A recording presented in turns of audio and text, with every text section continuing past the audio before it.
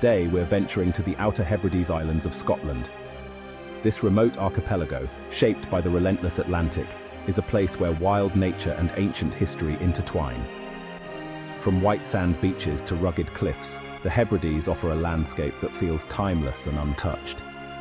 We'll journey from the dramatic Butt of Lewis to the tranquil lochs of South Uist, uncovering the secrets and stories of these islands. Let's begin our exploration of this wild and wonderful corner of the world. Our adventure starts on the west coast of South Harris, at Luskentyre Beach, often mistaken for the Caribbean. The sand here is a brilliant white, stretching for miles beside turquoise waters. At low tide, vast sandflats shimmer, reflecting the sky and creating a sense of endless space. The only sounds are the gentle waves and distant seabirds. Behind the beach, macaire dunes burst into wildflowers in spring and summer, painting the landscape with vibrant color. The water, though crystal clear and tropical in appearance, is refreshingly cool, a reminder of the North Atlantic. The colors shift with the light, from aquamarine to deep blue, always breathtaking. Across the Sound, the mountains of North Harris rise, their rugged peaks a dramatic backdrop to the serene beach. Luskentyre is a place of contrasts. Soft sands, hard mountains, ever-changing light. The winds and tides constantly reshape the landscape, making every visit unique. Here, peace and beauty reign, inviting you to slow down and simply be present. Luskentyre's raw, unspoiled nature leaves visitors humbled and speechless. It's a living testament to the power and artistry of nature. No wonder it's considered one of the world's most beautiful beaches. Now, we head to the Butt of Lewis, the northernmost tip of the Outer Hebrides. Here, the land meets the full force of the North Atlantic with ancient, jagged cliffs of Lewisian gneiss. Waves crash against the rocks, sending spray high into the air, while the wind roars relentlessly.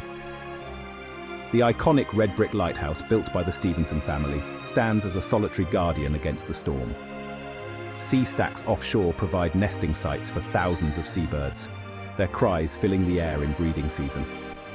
The weather here is ever-changing. Sunshine can give way to squalls in moments, creating dramatic light and shadow.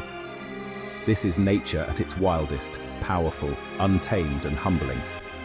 The Butt of Lewis is not gentle beauty, but awe-inspiring grandeur. It's a place where you feel the raw energy of the Atlantic and the ancient strength of the land. Standing here, you're reminded of your own smallness in the face of such elemental forces. It's the unforgettable edge of the world, the wild Atlantic heart of the Hebrides. Leaving the coast, we venture into the heart of Harris, where ancient mountains dominate the landscape. These rounded peaks, worn by time, are cloaked in heather, grass, and bare rock, a tapestry of greens and purples. And Clysium, the highest peak, rises gently, offering accessible summits and sweeping views. Silence and tranquility define these hills, broken only by the distant cry of a golden eagle. Lochans nestle in hidden corries, their still waters reflecting the sky and mountains. Old tracks wind through the glens, inviting slow, immersive exploration. The ever-changing Atlantic light reveals new colors and textures with every passing cloud. Herds of red deer graze on the slopes, adding to the sense of wildness and age. The mountains of Harris offer a more subtle, contemplative beauty than the coast. Here, you're invited to slow down, breathe deeply, and reconnect with the ancient rhythms of the land. It's a place for reflection and peace. The quiet grandeur of Harris endures through the ages.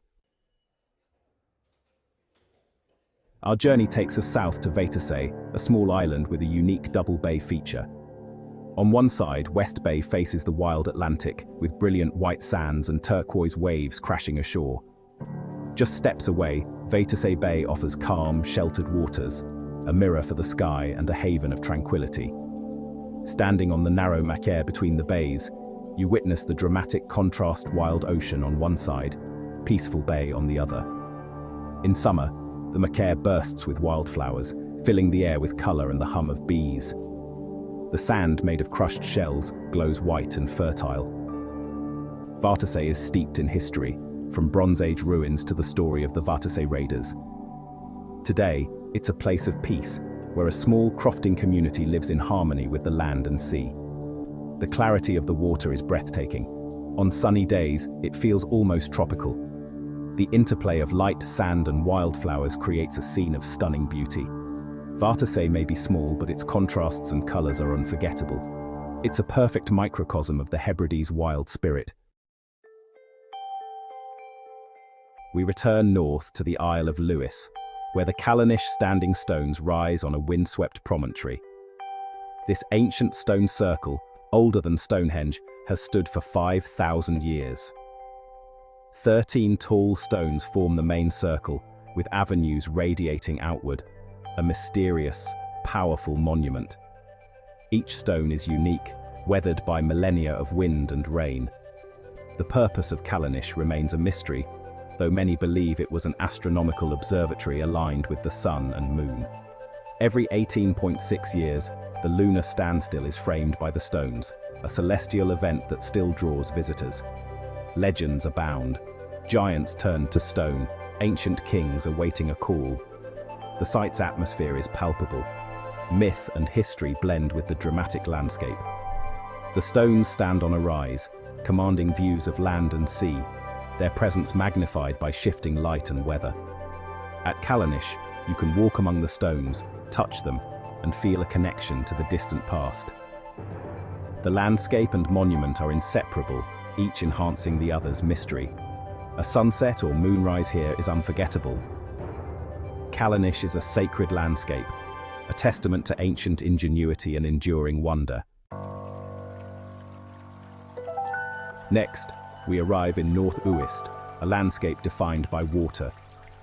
The island is a mosaic of freshwater and saltwater lochs, their boundaries blurred in a dance of land and sea. From above, it's a patchwork of shimmering blue and green. North Uist is a haven for wildlife, especially wading birds. Oystercatchers, redshanks, and plovers thrive here. The west coast boasts deserted white beaches and fertile machair, perfect for solitary walks. The east is rugged and hilly, with peat bogs and heather, moody, stark, and beautiful. Peat cutting remains a tradition, the scent of drying peat a signature of the Hebrides. Exploring North Uist is best done slowly, by car or on foot, discovering new vistas at every turn. The landscape is shaped by both nature and people, its quiet beauty revealed to those who linger. North Uist's wild, watery world is subtle and enchanting. It rewards patience with moments of unexpected wonder. Our final stop is South Uist, an island of striking contrasts. The west coast is a 20-mile stretch of white sand, backed by machair that explodes with wildflowers in summer. The east is wild and mountainous, indented by sea lochs and crowned by Bain Moor. Hundreds of lochs dot the landscape, renowned for their fishing and tranquility. Sitting by a South Uist loch, with only the wind and birds for company, is pure peace. The island is rich in history. Ancient chapels, Iron Age ruins, and Viking sites abound. The Kildonan Museum tells the story of South Uist's deep past. Gaelic language and traditions thrive here, with music and song filling local pubs. South Uist is a living culture, rooted in the land and its rhythms. Its beauty is both wild and gentle, a fitting end to our Hebridean journey. Here, nature and history are inseparable. South Uist captures the heart and lingers in memory. Our journey through the Outer Hebrides ends, but the memories linger. We've witnessed a land of contrasts: turquoise seas, rugged peaks, ancient stones, and living culture. The true magic of the Hebrides lies in its light, silence, and the ever-present sea. Thank you for joining me, Cecilia, on this exploration of Scotland's wild frontier. Until next time, goodbye.